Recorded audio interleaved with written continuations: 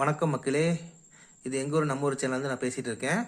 இன்றைக்கி பார்த்தீங்கன்னா ரொம்ப ஹெல்த்தியான என்றும் இளமையாக வச்சுருக்கக்கூடிய சுண்டைக்காவில் எப்படி நம்ம புளிக்குழம்பு செய்யலான்னு பார்க்க போகிறோம். அதுக்கு தேவையான பொருளை நான் சொல்கிறேன், நோட் பண்ணிக்கோங்க.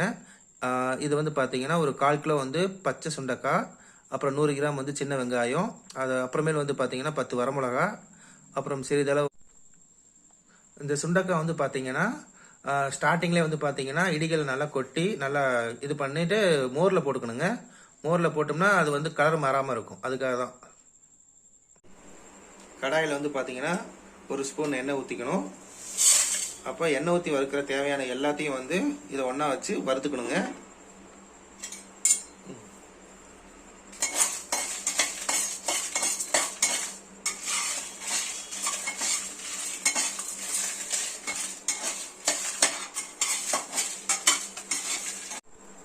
பாருங்க மக்களே, இது எண்ணெய் ஊத்தாம அப்படியே வறுக்க போறோம். ஃபர்ஸ்ட் கொத்தமல்லி போட்டுக்கிறோம்.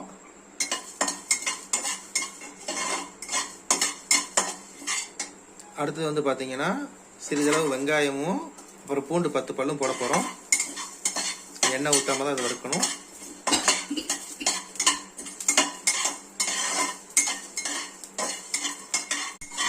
பாருங்க மக்களே, இந்த அளவுக்கு எண்ணெய் ஊத்தாம இந்த அளவுக்கு நல்லா வறுத்துக்கணும். ப்ரௌன் கலர் வரைக்கும் வறுத்துக்கணும். இந்த மாதிரி வறுத்துக்கிட்டு கொஞ்சம் ஆற வச்சுட்டு அதுக்கப்புறமேல ரெண்டுத்தையும் சேர்த்து நீங்கள் வறுக்கணுங்க. ரெண்டுத்தையும் சேர்த்து அரைக்கணுங்க. அவ்வளோதாங்க.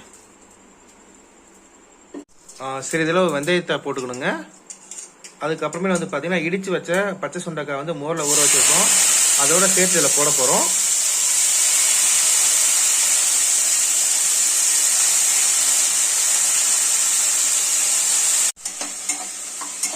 பச்சை சுண்டைக்காவை நல்லா பார்த்தீங்கன்னா நல்லா வதக்கிக்கணும். அதோட சிறிதளவு வெங்காயத்தையும் சேர்த்துக்கணுங்க.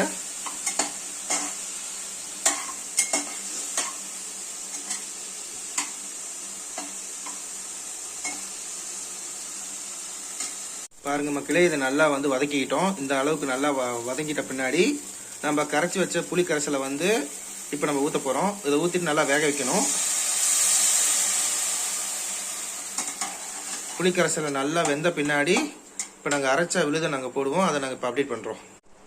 பாருங்கள் மக்களே, அருமையான சுவையான இது ரெடி ஆகிடுச்சு.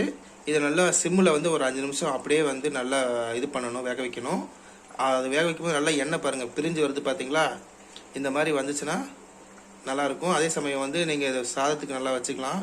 இது சாப்பிடும்போது அருமையான என்ன சொல்கிறது ஆன்டி ஆக்சிடென்ட் இதில் நிறையா இருக்குது. இது சாப்பிடும்போது உங்களுக்கு எதிர்ப்பு சக்தியும் அதிகமாக கிடைக்கும். ஸோ இது தவறாக